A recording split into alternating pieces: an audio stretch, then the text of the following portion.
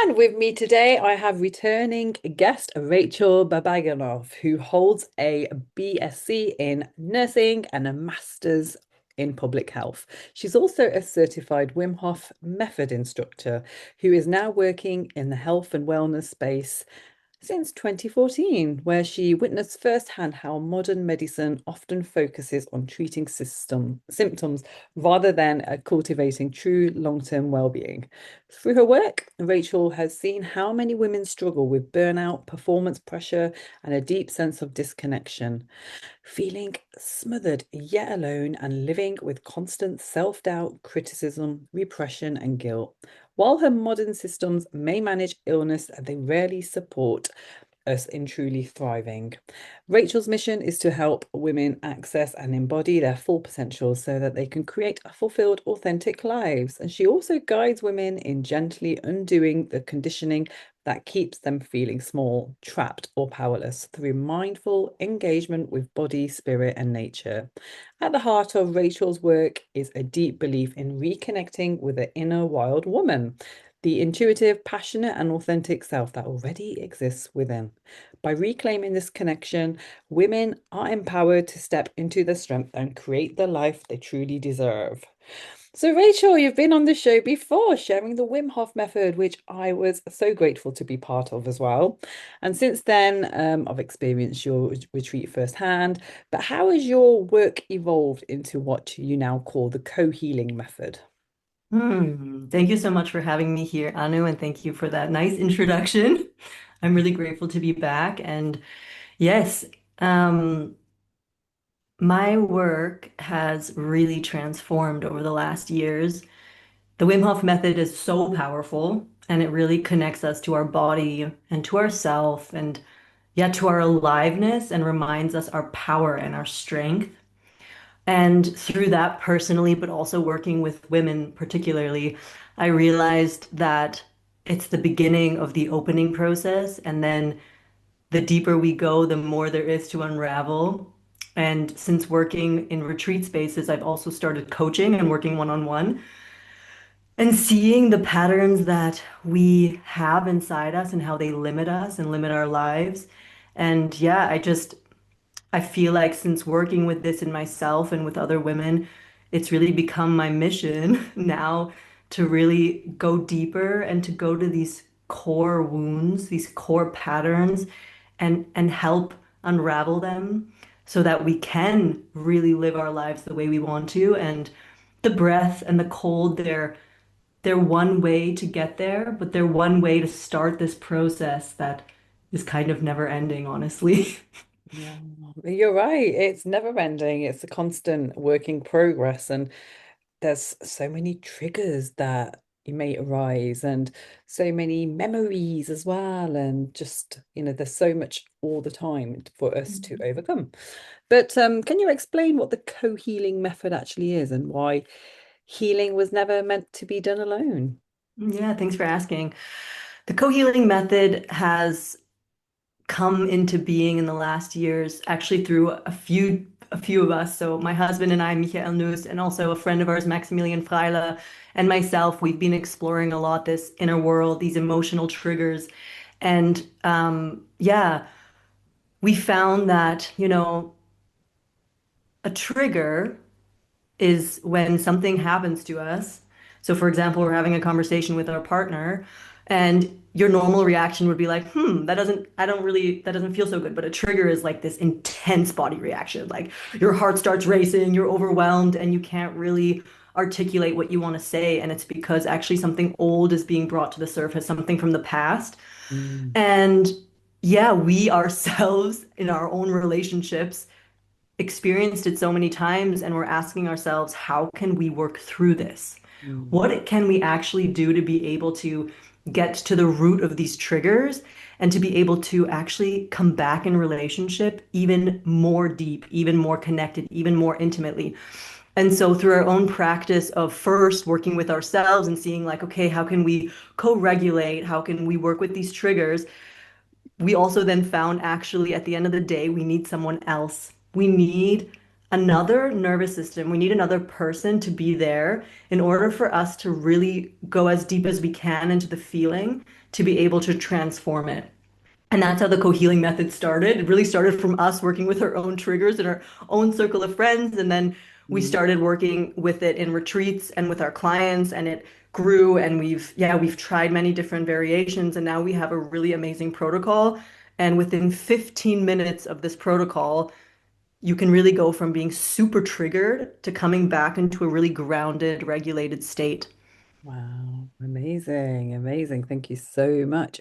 So, we all know that we are biologically wired for connection, yet so many of us isolate when we're struggling. So, why do you think healing has become such a solo journey for people? I think it's really hard to ask for support when we're struggling. I think most humans don't want to show the pain to their friends, to their family members. I mean, I know it for myself. When I'm struggling, it's so hard for me to ask for support. Okay, I'm having a bad day, things are coming up. You don't want to show that part to people. You want people to see the good parts of you, like, oh, Rachel, she's so amazing. She's always so happy. She's so strong. But the truth is, we all struggle. Mm, And yeah, I'm just seeing more and more with my clients, with the women I work with, that it's so hard to ask for help because of the shame, but mm, also the way we've been conditioned. We've been really wired that we should be independent and just figure it out alone, right? yeah, So I think it's just really become almost like a societal belief that we should just figure things out ourselves. And I truly think that's something that needs to change, that in the low moments we can get support and we can be held in it. And there's no shame about struggling. Actually, the contrary, there's so much strength in asking for support in those more difficult moments. so true, so true. Yeah, absolutely. And so, what actually happens in the nervous system when we heal alongside others rather than by ourselves? That's a really, really, really good question. And I mean, what I have found is I really like the metaphor of a child and a mother, that when we're children, we actually don't know how to regulate, right? And the mother is kind of like the nervous system of the child. And if the kid is going through a big emotion, then the parent comes, the mom or the dad, and helps the child regulate, whether it's through a hug or just being present. It's okay. You can have these big emotions. They will go away. They will pass. Mm, And I think we're not so different, to be really honest. I think when these big emotions come, whether it's sadness or anger or shame or, yeah, joy, whatever's there, it's one thing for our system to hold it ourselves and process it. But when we're with another nervous system, the capacity just gets much bigger. You also feel it in breathwork sessions when there's more people in the space, that you can go way deeper into what's there because ideally in a safe setting with a safe person, the nervous system has a bigger capacity to open, to feel, and to release. And I personally find it quite hard to go there myself. I need another regulated nervous system to get there. yeah, absolutely, absolutely. I love that. Thank you so much. And you also speak about emotional hygiene. Can Mm. you explain a bit more about this and why is it just as essential as physical health? Thanks for asking, Anu. I mean, like, this is something that I really actually struggle with so much because it's not something normal in our society. We all go to the gym, right? We eat healthy, we meditate, we do all the things for all parts of our being, but we brush our teeth, but we just don't have an emotional practice. And since I've learned this, I actually feel like what are we doing as a society? I mean, like, why are we not taking care of our emotions on a daily basis? Because things are constantly happening, they're constantly arising, and an emotional hygiene is just like going to the gym, but for your emotions, just giving a space every day to see, like, okay, how am I feeling? What's present in my body? There's sadness. Okay, what does the sadness need right now? How can I be there to support it, Instead of repressing all the time, and then our emotions come up in sickness, in cancer, in depression, and anxiety. So, yeah, for me, emotional hygiene is key. And I think it's something we actually just, I mean, I don't know how many people have an emotional hygiene practice, but I think it's not so normalized yet. Yeah, I don't think so. I mean, we hear a lot about mindset and, personal development. And but in terms of emotional, no, you're right. There's not much out there. So can you explain a bit about some daily practices that people can use to tend to their inner world without it feeling overwhelming? Yeah. I mean, for me, the co-healing method is what I now do on a daily basis. So it would look like asking for support from someone, and then you're in a space together, and there's a protocol with questions, and the person would ask you, for example, what's present right now? And you become present with what's in your body, what's there right now. I'm feeling frustrated, I'm feeling overwhelmed. Then Mm, the question is, where do you feel it in your body? Because I think we tend to think a lot about our emotions, which is great, journaling and reflecting, but to really feel it mm, becomes the somatic. Okay, where do I feel this in my body? And then becoming aware, okay, I feel tension in my chest, or I feel something heavy on my chest. And then the next question would be as simple as, what does this part want to express? And then just giving space to feel like, oh, this part wants to express that I feel overwhelmed. I'm struggling. I'm sad. There's so many things going on right now, and I just feel I don't know what to do with all of it. Just to give this part space to really express what it needs to express without any judgment. Could be crying also. And then maybe this part needs to hear something. Maybe this part needs to hear you are okay, you're loved, you're seen. And the person could actually say these things to you, also to tend deeper to the inner child, the deeper wounds. So yeah, it's a practice that we teach. And I mean, now I'm explaining it to you a little bit, but it's a practice we teach, and it can be done in 15 minutes where you can really give space to the parts of you that are there. mm. And otherwise, I think honestly, something you can do on a daily basis is just sit with your inner child, have a picture of your little girl or boy and just sit with them and ask them how they're doing and ask them what they need. Or even more simply, just ask yourself daily, how am I feeling and what do I need today? Yeah, beautiful. I love that. Yeah, so it's all about slowing down and just really understanding what's going on within your body because the body keeps the score. The The body. body keeps the score. But you have to really, like you said, you really have to slow down to be Mm, able to hear what's there, to really listen in deeper. yeah, which is hard for a lot of people because they're so stuck in productivity mode, in pushing and achieving. That I guess it's hard for them to just slow down because the nervous system probably just sees that as foreign anyway. Yeah. Yeah, and to be really honest, I think for me, it was actually really scary to slow down.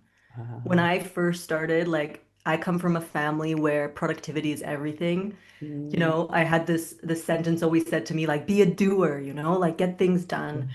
And I felt guilty to slow down and feel what was there. I felt like I'm wasting my time. This is so stupid, But on the contrary, slowing down gives you space to actually be more productive in the future. True. Yeah, but I think it can also be very uncomfortable in the beginning. It's like taking an ice bath. Yeah. Yeah. Yeah. It's Absolutely. not comfortable. And for most people, there's really really a lot of resistance. I can tell you also like I've been practicing this now for a few years. Yeah. And sometimes when something comes up and I'm like, okay, I need to do a co-healing session. Then I'm like, do I really want to do this? No, I don't know. And there's like this resistance, like with an ice bath, because I'm like, oh man. But then always afterwards, it's the best thing I could have done. Yeah, absolutely. And so obviously we were talking about this because I have this resistance right now. And we spoke about how support is necessary, having somebody who you can go and do it with to, it just helps to give you that push. The push. Talk about the push. The handhold. Yeah, absolutely. Because it's hard to do it on your own because you're gonna have your inner critic, aren't you? You're gonna have loads of resistance. So Absolutely. yeah, absolutely. I totally do resonate. Thank you. So many people intellectualize their emotions or spiritually bypass them. How can someone actually tell the difference between processing emotions and avoiding them? Yeah. I know, like, from many people I've worked with that, I mean, we live in a highly intellectualized culture, Yeah. and, Mm, we like thinking through things and we like finding solutions. mm, And I think you can really know by if something comes up and you're just thinking through it. So journaling is great. It is really great to journal and understand what's going on. But yeah, the deeper act would be to feel it, which is really going again into like, okay, where do I feel this in my body? And I think the processing comes through,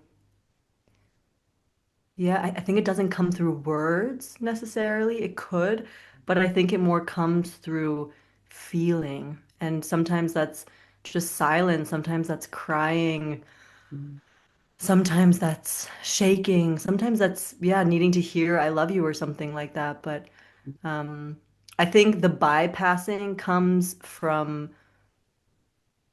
pushing it away.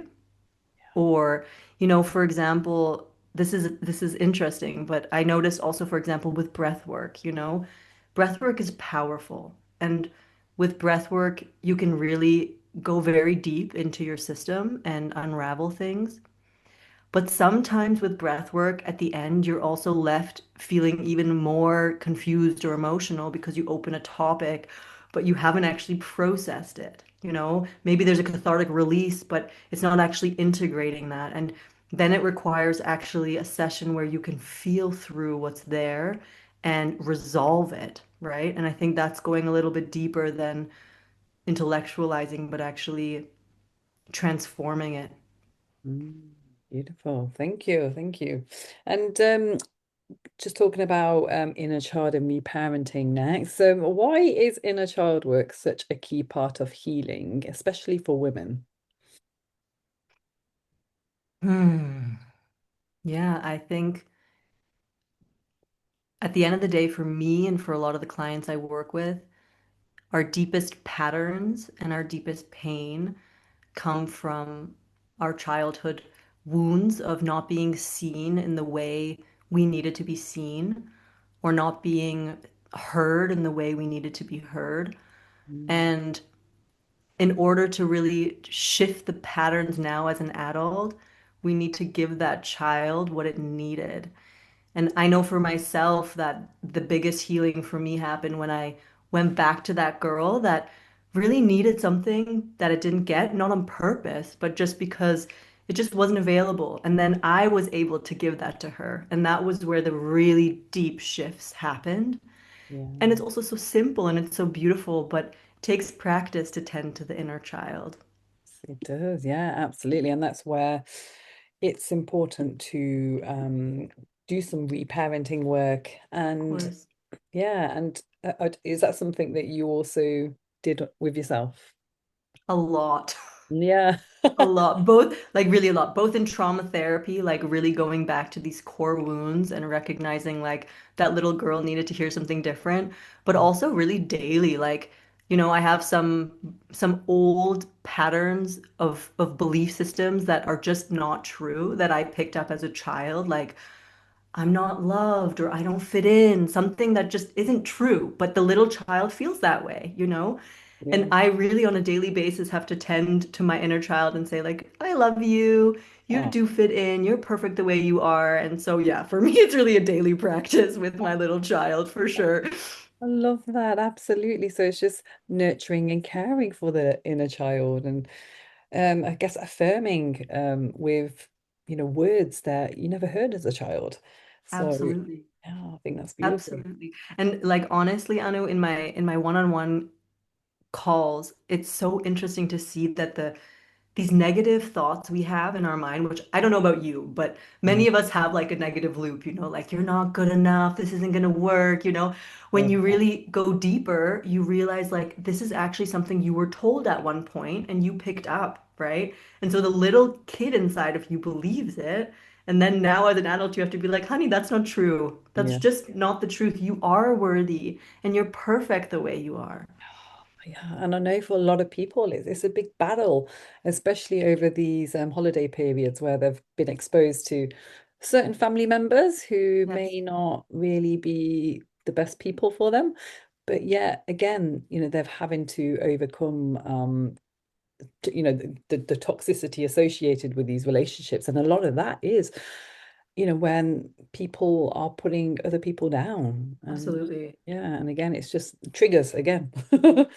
Absolutely. And I think also, I always say kudos to people when you're back in these family dynamics. Mm, This pain really gets brought up. The triggers really get brought up because, yeah, that's where the pain stemmed from. And then you really need to come back and do this work for yourself with another person. absolutely. Yeah, yeah, perfect. And so moving on to relationships. So you often say that, trying to process everything inside of our relationships can keep us stuck. Mm. What's the importance of outside support? Everything outside support is key. No. Yeah, I don't know about you, but I grew up with the message you keep it inside the Oh, relationship. yeah. So, if and I know a lot of people also that there's a lot of shame around sharing if there's issues in your relationship. You want to portray that I have the best relationship in the world and there's nothing going on. And if there is, no one's gonna know, right? Mm, This, in my opinion, is very, I don't want to say toxic, but I think it can actually be quite limiting. okay. Because if there's issues going on in a relationship, you need outside support. And I think that the mistake for a long time, especially for women, was what did that look like? That looked like then going to your girlfriends and gossiping, like, Yeah. oh, my partner, he's this and he's that. But that's also not helping the situation. That's in a way you're venting, but you're not actually dealing with you're not dealing with what's really going on. Mm, And in your most intimate relationship, so with a really close friend or in your partnership, the triggers that come up, mm, they're often actually just a mirror of the pain that's going on inside of you and that's going on inside of them, and you just trigger each other. And then you both need an outside space where you can process what's really going on and where this trigger is coming from so that you can come back together in a much more grounded way and really be able to communicate differently. But if you're triggering each other and then you try and fix it together, it's just like, yeah. you're hitting fists and you're never gonna really get anywhere. You need that outside nervous system repair. Mm. Yeah, yeah, absolutely, absolutely. So, where do you think the resistance comes from when people struggle to ask for help? Because I know I've been there myself. It's such a good question. And yeah, again, I think it comes back to shame. Mm, It comes back to also just not learning that, like I'm 33, so I have a neural pathway in my brain for 33 years that if I struggle, I don't get support. And mm, then now I have to change that neural pathway, like, oh no, I can ask for help, right? That groove isn't there. So I mm, think it comes from many things, one being shame, but the other being just not knowing that that's even a possibility. mm. And then when you know it, to really then create that as a habit, and it's hard. It's hard. I know from like my clients when I ask them, because I have asked them what is the resistance point, and they also say like I don't want to bother people. I feel like I don't want to take up someone else's time. And I think that's also a misconception that we have, that asking for support means that we're bothering someone, because I know for myself when someone says, "Hey Rachel, can you hold space for 15 minutes?" I'm like, "Yeah, I would love Yeah, to." It's a yeah. gift also for me, right? Yeah. Yeah. What is it for you, Anu? What is the resistance for you? Like when you're struggling and you need to get support, where's the resistance? Well, thank God, no more because I've been on this crazy healing journey. But I know when I was in my relationship, it was a shame. It was the fact Same. that, that I chose to be with this person and things weren't working out.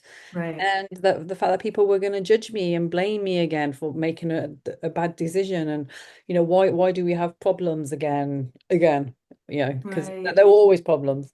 And I guess, yeah, it's just horrible, when you just feel that shame and that guilt and It's you're horrible. blaming yourself for choosing a wrong partner and then you just don't feel like you can seek external support. And even when we did, it was all just blaming each other. There was no Right. accountability either. So it's all Right. your fault. So yeah. Right. Instead of taking responsibility. Mm, absolutely. But obviously, I'm past that now. It's been 10 years. I'm really happy for you. And I'm really grateful that you share. And I want to add one thing, which is, there are some relationships that are more challenging than others, but I also truly believe that everybody struggles in their relationship. Yeah. Everybody. Yeah. I've never met one couple that doesn't have challenges that come up because challenges are a normal part of life. And that's also, I think, a false belief that many of us have, like, oh, we're struggling again. We have a problem. Like, it's only us. But Oh, it's just not the truth. it's Everybody's struggling. Everybody is going through change, but we're all kind of too afraid to show ourselves. You know what I mean? exactly. Yeah. And it doesn't help when you go onto social media and you see the Insta No, perfect couples. It's like, no. come on. And behind the scenes, I'm sure that they're also having conversations and getting support in the ways they need to. That's the real work because relationships don't work without doing the work. You need both people to constantly show up. And it's a lot of work. That is a lot of work. Yes. Amazing. Thank you so much. So you're opening a free weekly space for women. What inspired you to create this and who is this for? Tell us more about it. Woo! You know what, Anu? I actually did it last year and the year before, and then I stopped because I thought like, but yeah, I just love it so much. So every week on Wednesday evenings in German time or yeah, CET, it's from 8 to 9 and we just come together in this space and it's really a judgment-free space for women to come together, to be seen, to reflect, to be yourself. Sometimes we breathe, but sometimes we also go a little bit deeper and we feel and process.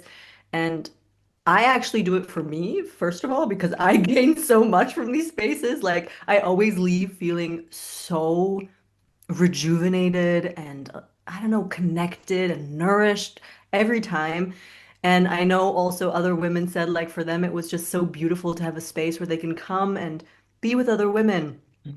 and be held and seen and supported. So, yes, the space is open again and it's free, and we meet once a week. And yeah, everybody's warmly welcome because I think these spaces are just extremely necessary more and more.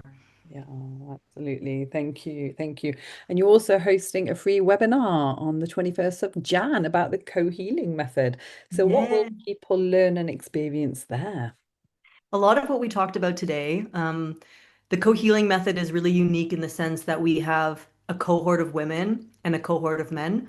So myself and a beautiful colleague of mine, Raven, we are hosting the women's cohort, and my husband Michael and his friend Max, they're hosting the male cohort.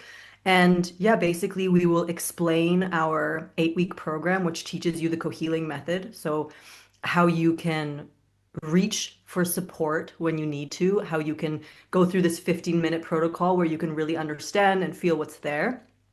And what this webinar also will show you and explain, which I just think is so cool, is after this program, we will have communities. So there will be a community of men and a community of women, so that when you need support, there are people there who are trained in this.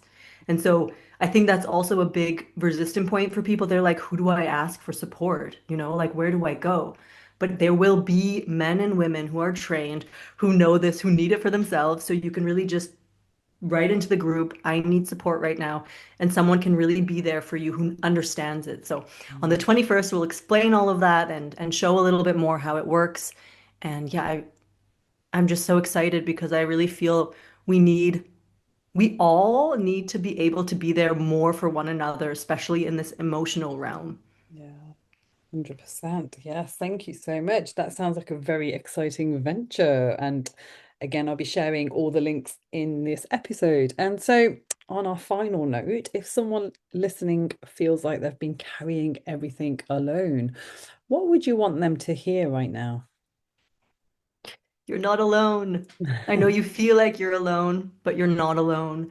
And yeah, I know it's difficult to take this step, but please do it. Ask support from a friend, Mm, you know, reach out to me, get a therapist, whatever it looks like for you that feels good. The truth is, you're really not alone. It just is that little step of reaching out for support and recognizing that actually it's there when you allow it. Mm, beautiful. Thank you so much, Rachel. Again, it's such a pleasure to have you on. I always enjoy our chats and just your beautiful insights that you have about this amazing world that we live in. Thank you so much. Thank you so much, Anu. Thank you so much for the space, for the work you do. I also really appreciate you and what you provide also. So thank you. Oh, an absolute pleasure. So, my beautiful listeners, hope you enjoyed this show. Please do reach out to Rachel if you have any questions about the cone healing method or the Wim Hof work that she does. I'm sure she'd be honored to hear from you. I'll be dropping in all the links to this episode, so please do connect with her on Instagram or any of the other socials. So, until next time, stay blessed, my friends.